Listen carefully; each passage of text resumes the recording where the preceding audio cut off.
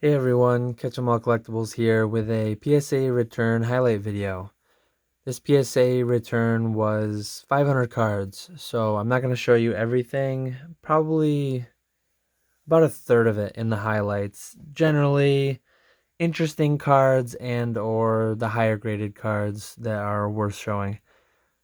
To start it off, I think we hit both of those. I had a Pokemon Rumble box kicking around that was sealed, but it was in rough shape.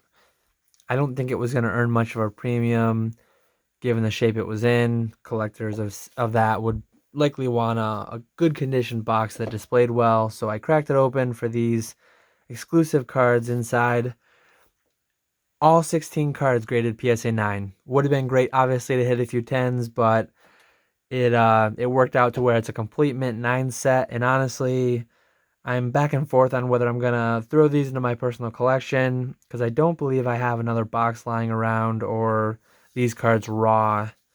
But I might just sell them and then down the line buy back binder copies or sealed boxes. So I don't know. We'll see. But yeah, pretty cool to just hit the same grade. I, I was actually just looking. I am not one, especially last year, to submit cards in great orders. So they're not like consecutive certs. Not that I think that really deserves a premium, but some people like the idea of that. And I guess unfortunately I didn't get the consecutive cert premium there if I were to sell it as a set. But I like breaking up things. I've mentioned this several times. I think selling things single as opposed to a set is just always the way to go. So the cards I've been showing you as I continue to talk about the Rumbles, it's become pretty apparent by now, I think, that I graded a complete non-holo base set first edition. As you'll see, you're not seeing every card. There's been some gaps. So I'm only showing you the 9s and 10s. You can imagine what else there was, but I was very pleased with how many of these got 9s and 10s. It was a mint set that I bought quite some time ago. Potentially it will give you a feeling for when I bought it because I don't even remember, but I don't remember the time, but I'm pretty sure it was around $1,000. So that might give you an idea of how long ago it was. I honestly can't really remember. But yeah, to hit so many mint base first edition cards, you really can't go wrong with the original. And you will see we have both the yellow and the red cheeks. A little bit of a sore subject there, going back to my recent auction video. Not the most recent one that just came out Wednesday, but my second auction block, I talked about it, where I auctioned off a red cheeks Pikachu that I had bought, or sorry, a yellow cheeks Pikachu, having bought it thinking it was a red cheeks. So I'll go a little bit quicker here through the trainers. Last stack here. You will see I didn't hit too many 10s, but again, this many mint cards, having bought the set as a mint set and then genuinely receiving what turned out to be a mint set, you're always happy there. Too many times, especially on, I think this was just an eBay buy.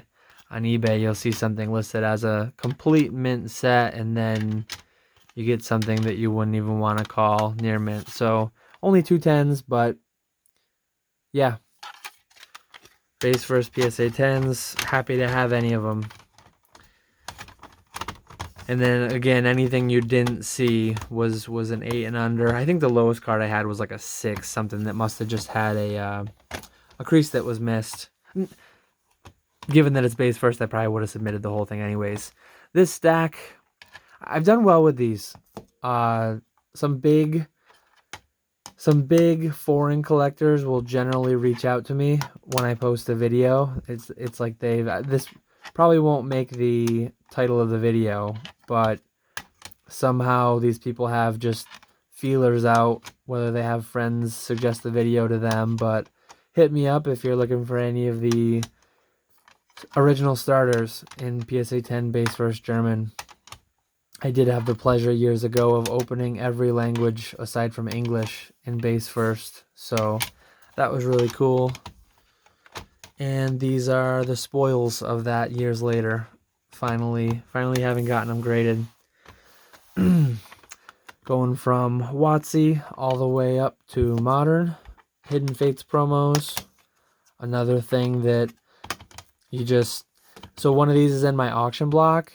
The original buy it now price, and I was selling these. I had about a dozen of these. I was selling them for around 400. I think they've come down closer to 300 now because the pop is really climbing up. But it's just a really cool art. That shiny Rayquaza. Really popular legendary Pokemon. This is actually a box. So I opened a box of Dream League at 2019 World. So this is just a card that I'm going to keep in my personal collection. Having that memory.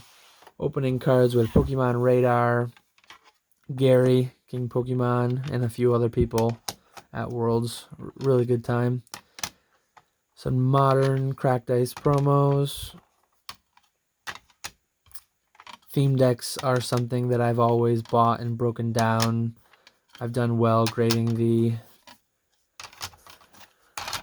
exclusive cards over the years, and pretty niche item that not a ton of people are after, but you get the species collectors, and then you get if there are any out there that want to collect every cracked ice card in PSA 10. The cracked ice holo is pretty cool.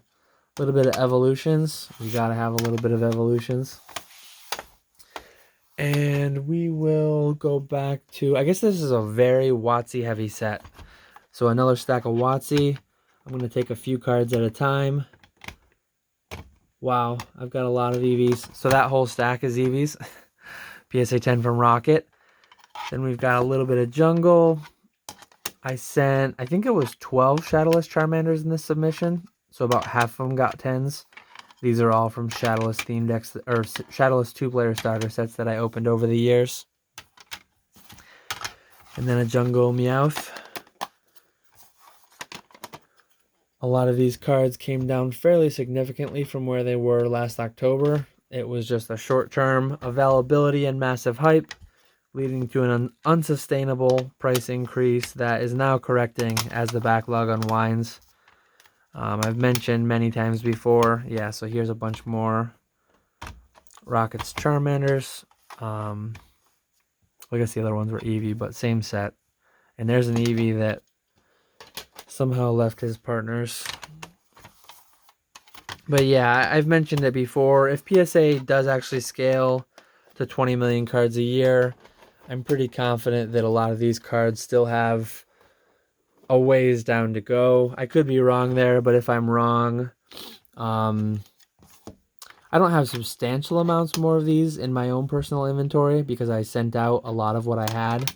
But these are the kinds of cards that you could get back. So if the prices do go crazy, I could likely reacquire these. So I'm just happy to sell at whatever the current market price is. So we got a bunch of Squirtles, we got a bunch of Psyducks, and we've got a little bit of Gym Challenge. Clearly you can see what I did here is I went back into my bulk boxes of old openings, and I just pulled out, you've got the starters, you've got Clefairy, Meowth, Eevee. Just this submission can be summed up as like popularity. I was just grading everything I could find of popular Pokemon. We'll mix it up with this stack. So I've got one stack left that's not WOTC, and it's actually foreign Worlds promos. So it's mixed by language and it's by different years. It's a unsorted mess. A couple 2019s in a row, but yeah, only last year did I find out that you could grade the foreign Champions Festivals. I always thought that the only language you could grade non-English, non-Japanese, or the only set you could grade non-English, non-Japanese was base. But for whatever reason, they grade these promos in foreign languages. And I've also mentioned this before. I used to buy these. So I went to 2019 Worlds in DC. And I also went to 2018 Worlds in Nashville. And I was buying the competitors packs for about $100 a piece. In each competitors pack, you get, I believe, somewhere between 9 and 11 languages. And yeah, great value in hindsight because prices came up quite a bit. The Champions Festivals became, there's a staff one I picked up from 2014, so I didn't go to that one. But yeah, I think they've gotten a bit more coverage on YouTube and in various collecting forums. So the Champions Festivals are pretty niche, but they've gotten a bit more spotlight recently, and the prices have done a bit better. Let me turn this into 2 stacks. So we got a lot of base Japanese starters. Years ago, I was opening everything left and right. One of my favorite products to open, and I do have a stash for whenever I feel like opening more. Japanese starter decks. The starter deck that came with 60 cards at random. One of them being a guaranteed holo. Really fun to open. Led me to, all the ones I opened led me to having a lot of these. Years ago, these weren't really worth grading. But then last year came along. So again, I was digging out everything I could find. Popularity, chucking it out to PSA. And I'm glad I did because I think these Japanese ones held up a bit better than their English counterparts. Like, I had one of these in my auction block. It achieved about $200. And then the week later, I sold one. Buy it now, I believe, for $380. So for a common card to get $380 when, I mean, you can buy the deck. I think you can buy the starter decks today for $400 to $500. So yeah, I'm happy to sell those prices, sell at the current prices, and then hopefully be reacquiring more of the starter decks. So we got Shadowless here and base set 1999 to 2000 to bring us home. Oh, I guess they're not all Charmeleons, but Charmeleon, Dratini, those both come, or Dratini doesn't come, I don't think. Maybe he does come in the 2-player starter set, but Wartortle and Squirtle definitely don't. So, unlimited Jungle Pikachus. Again, just the theme is definitely, then we go to first edition Jungle Pikachus. 100% the theme here is just absolute popularity,